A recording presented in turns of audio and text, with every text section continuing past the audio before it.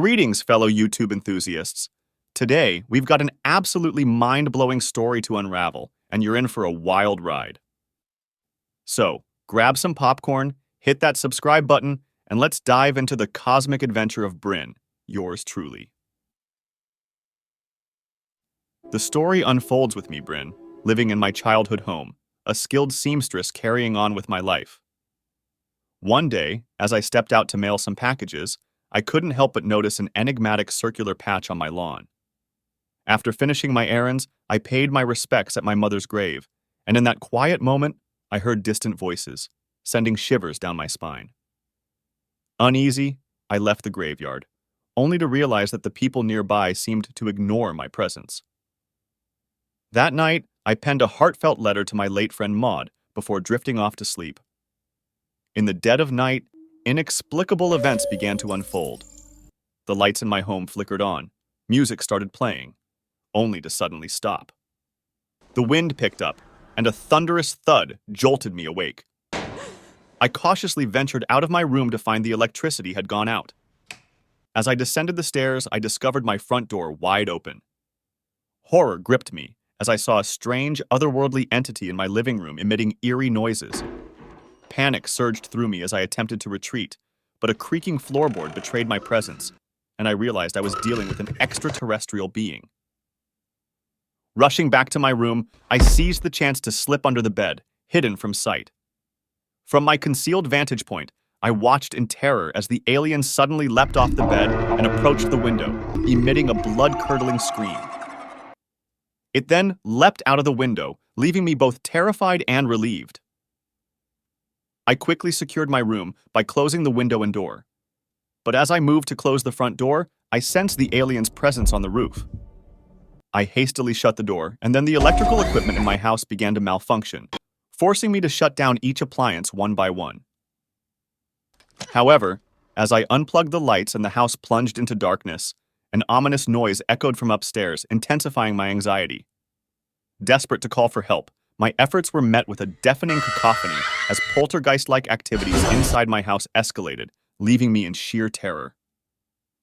I then encountered the alien descending the staircase and hid near the fridge, desperate to avoid the approaching threat. Just as I heard the dial tone of the phone and contemplated another attempt to call for help, the alien swiftly and eerily grabbed the receiver, placing it back on the switch hook. The alien, having pinpointed my location near the fridge, quickly trapped me by opening the fridge door. As it approached, I pushed against the fridge door in a desperate bid to break free. But in my attempt, I stumbled into a door sent flying by the poltergeist activity, causing me to fall to the ground in shock and fear. As I struggled to escape, the relentless alien continued to pursue me through the chaotic scene. In a sudden turn of events, I managed to grab something nearby, accidentally stabbing the alien in the head. The unexpected attack proved fatal, causing the alien to collapse and die before my eyes. As I tried to come to terms with the situation, I decided to cover the dead alien's body with a bedsheet. My repeated attempts to call 911 only left me frustrated, as the phone still refused to work. I soon discovered there was no electricity in my home, and when I tried to use my car to reach the city, I found the car's battery was also dead. With my car rendered useless and no electricity, I embarked on a determined bicycle journey to the city, seeking help.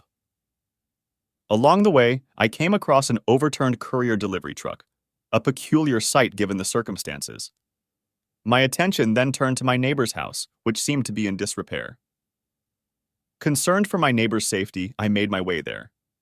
However, on the way, something caught my eye, and I was horrified to discover identical circular patches on the ground, mirroring the strange marking I had seen on my own lawn earlier. My urgency to reach the police station grew, but on the way, I encountered Maud's parents. Their bitter reactions, with Maud's mother spitting in my face, left me devastated and utterly helpless. As I exited the police station, tears streaming down my face, I was overwhelmed by the isolation and hopelessness of my situation. Taking a bus to leave the city, I noticed those same circular patches appearing in front of almost every house I passed. I became aware of a man behind me on the bus, and as I attempted to rise from my seat, the man unexpectedly pulled me backward. I soon realized that the man was an alien. I pushed him away, causing myself to fall. The alien menacingly advanced toward me, and another female alien on the bus also intervened, attempting to catch me. Amidst the chaos, the bus driver abruptly applied the brakes, causing the male alien to stumble and fall. He quickly regained his footing. Desperate to escape the pursuing alien, I sought refuge in a nearby private property. However, when I attempted to enter, I discovered the door was locked. I then noticed a cemetery next to the building and made my way there. As my situation took a darker turn, I witnessed the weather rapidly deteriorating, with dense black clouds approaching. Fearful and confused, I attempted to flee the area. Returning to my town, I was horrified to find that all the townspeople had their hands raised, and it became evident that the aliens had taken control of their bodies. Terrified by the impending threat of the aliens' companions, I rushed back to my house for safety. As I entered my home, the foul smell of the dead alien's body lingered in the air, unsettling me further. The slimy trail continued to ooze from the alien's mouth, leading me to follow it outside. However, I soon realized that the alien's fellow beings were closing in on my position. Faced with the encroaching threat of the aliens, I mustered my courage and decided to confront them. I quickly moved through my house, ensuring that all windows and doors were tightly closed and secured in an attempt to fortify my home against the looming danger. My hopes of safety were shattered when the aliens managed to break through the blockage at my main door. However, to my surprise, they seemed more interested in taking the dead alien away from my house. As they exited with the deceased extraterrestrial, a brief moment of eerie silence descended upon my surroundings. But the next moment, as the aliens scoured my home, my anxiety reached its peak. I dashed to the basement in a desperate attempt to conceal myself. In my basement hideout, my heart raced as the relentless alien invaders continued their search. I spotted a pair of scissors nearby and clutched them tightly, hoping they'd offer some form of protection. Huddled under a table, I remained concealed. But my anxiety intensified as an alien approached, discovering my presence. I raised the scissors in defense, but the alien effortlessly wrested them from my grasp using its mysterious powers. The alien then stood up and snatched the photo of me and Maud from my hands. While the alien was momentarily distracted by the photo, I seized the opportunity to slip away from the basement. Unbeknownst to me, a small alien was slowly moving toward me from behind, and suddenly it charged at me. In a desperate struggle for my life, I managed to fend off the small alien by biting its hand and locked myself in the bathroom. However, as I attempted to escape through the window, the alien forcefully entered the bathroom and grabbed my leg. I kicked the alien and tried to keep it at bay using a mop, but the alien broke the mop. I then injured the alien with the broken stick and pushed it into a closet, finally knocking it out with the door. Jumping out of the window, I tried to make my escape. As I attempted to flee, I suddenly heard an alien's voice. A massive alien emerged from behind my neighbor's house, and as I tried to escape, I collided with the alien man from the bus. He grabbed my hair and dragged me toward an alien who was making strange hand signals. Above them, a spaceship was activated by the alien's signals. However, I managed to free myself just in time and kicked the alien man, causing him to fall under the spaceship's light. The man started floating toward the spaceship, but suddenly the lights went out, and he fell back to the ground. After this, I watched as the spaceship broke apart into many different pieces and flew in various directions. Desperate to escape the pursuing alien, I encountered an alien that had entangled itself in some electric wires, allowing me to make my escape for the time being. I attempted to return to my house, but something fell from above, and I realized that the alien who had been chasing me had appeared on the roof. He let out a piercing scream, which triggered responses from other nearby aliens. The alien advanced toward me but lost balance and fell, briefly losing consciousness. However, he quickly regained his composure, rising to his feet. In my frantic attempt to escape, the alien managed to strike me from behind. I noticed that the alien was trapped inside the car, which was leaking fuel. Seizing the opportunity, I set the car on fire. As I tried to make my escape, the car exploded due to the fuel leak, resulting in the death of that alien. I breathed a sigh of relief, but the spaceship arrived once again, attempting to abduct me. I narrowly escaped from the spaceship's grasp and rushed back into my house, locking myself inside a storeroom. Soon after, an alien approached the room, and when he entered, he discovered that the room was filled with my childhood toys and numerous letters I had written for Maud. As the alien investigated my room, I hid behind some boxes, watching the alien closely. The alien's attention was momentarily drawn to the photos of Maud and me when I attempted to attack him from behind.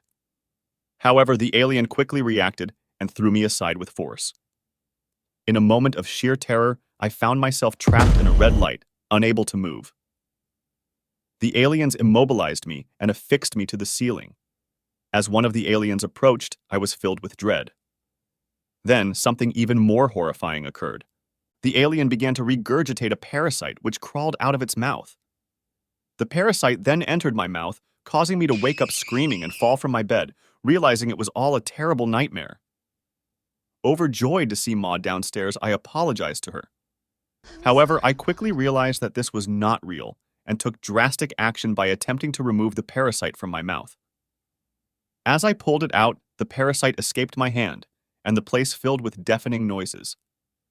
Suddenly, an alien spaceship appeared, casting a bright light on the parasite. Terrified, I fled the scene, and multiple spaceships filled the sky, creating an unsettling atmosphere. I found myself in the woods, where I encountered an alien that took on my form and attacked me, stabbing me with a piece of wood. However, I managed to defend myself by slitting the alien's throat with a paper cutter. As the alien fell, I tried to comfort her as she died, and the alien eventually passed away in my arms.